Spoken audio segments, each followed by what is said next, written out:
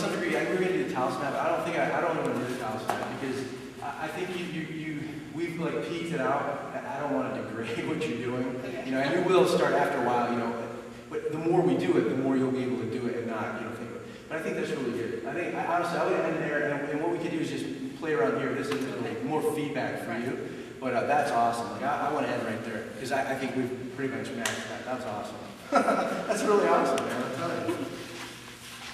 So with this thing, and you can just play around with it yourself, but one of the things that's cool about this is that you've got the lateral and then you've got the rotational, and both, you know, typically you're used to pushing this ground, which pushes back. Right. This gives a little bit. So what's a little weird at first is you want to get used to just letting reactions kind of like to not let it twist and turn.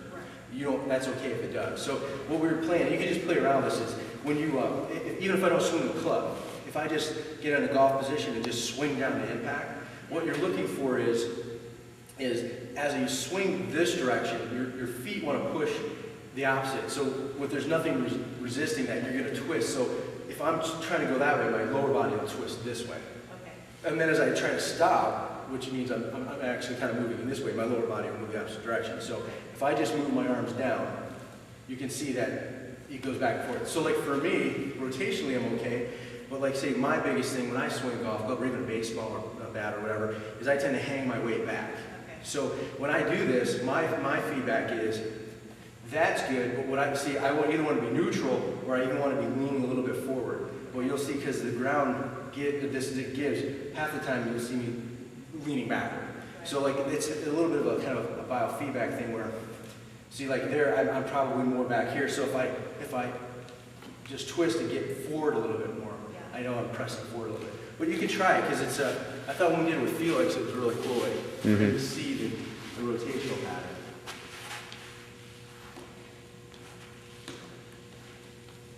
All right. So I'm just gonna.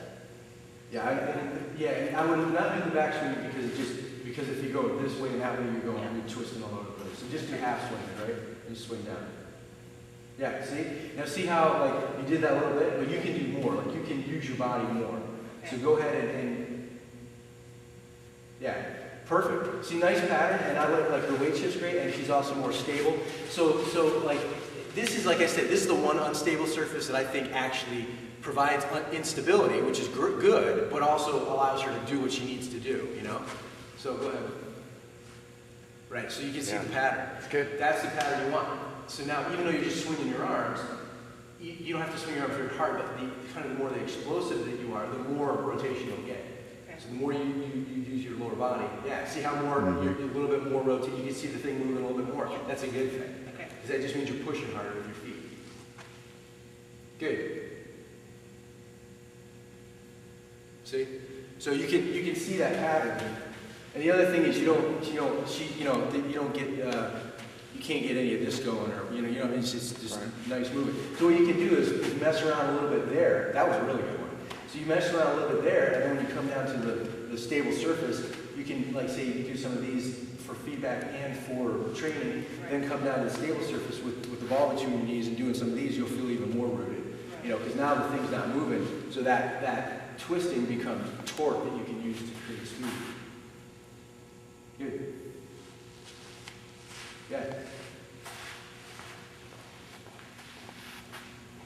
That's a really good one. Right. Beautiful. That's awesome. That's really good. That was a really good one because those are beautiful. See, now you do that, and if you step down even, and even just take a half swing into the back, on a stable surface now. So you're now that same rotation is now torque. You're not flipping. So I mean, it gives some feedback, something to mess around with. So. Right. I want to kind of just summarize Kaylin's after I write down what you just said. So the twisting becomes torque. That was an important point. Yeah. Because on there, it's just twisting because it's moving. Right. But that same twisting is torque on the ground. Right, so like when you first start out, if you're just doing, I'm moving a little bit, right? But if I want to really, I can, I want that to come from here. So this movement, the harder I do, even though I'm swinging really hard, that movement comes from, you know, my lower body. Right. So you can teach people it's got to drive from the lower body. Most people are going to not want to really do it, you know what I mean? Let them feel Yeah, like... because they don't want to have that twisting. Twisting, That's right. But then in their swing, they're not doing it either. And then like when you hit, like if you actually swing something, obviously you want to be careful a little bit, but like if you actually swing, you can get a pretty substantial amount of twisting going on. Obviously you want to be careful. But then when you do something like that on the unstable surface, and then you move to a stable surface, that feeling of power just goes up, I think. So I mean, it's the one unstable surface that I think it actually is a benefit to building technique. The other unstable surfaces aren't going to build technique, but they will, like once you get good at moving your lower body, if you do that on an unstable surface, that's even better because you're working balance and proprioception and all that. But if you start somebody on a full roller or one of those Diamond discs. Yeah, they don't know how to push and pull at all, and they're just hoping they don't fall over, you know, like, so you're not really developing a pattern. Yeah, all we're doing is freezing them in a way. Yeah. If anything, and we've seen it to be detrimental to developing the pattern, you know, so. So Kaylin's keys are, what do we have, just kind of in summary, the things we're going to look for. You know, we got to get her gripping the ground. Yeah. Yeah, right, not rolling over to the outside of the feet, so it's... Her really, that was beautiful. That's good. Her whole key is really lower body. You know, connecting to the ground, rooting to the ground, and then being able to press weight from ball of foot to ball of foot and create tension, you know. That's, I think, probably the number one thing that's been missing this whole time. Once you can do that, the core connection, all those other things, it kind of ripples from that, you know. So, and then the last, this has been a great day because yesterday things were going really well, but today with that weight distribution and transfer out, I mean, that's just, it's awesome. And that just doesn't go away either. You know, the biggest thing is, and then you can see, like, and again, I'm, you know, watching from where my perspective is, if you get, even when you're doing it well, if you get more twisty, so you see your toe coming up like that, if you do that, you kind of, you're somewhat, I mean, we're talking fractions, but you're somewhat leaning back and you're kind of reaching out with the club. But when you get on your toe, your swing plane is way cleaner and everything kind of just squares up. You can hear it with the impact. Right?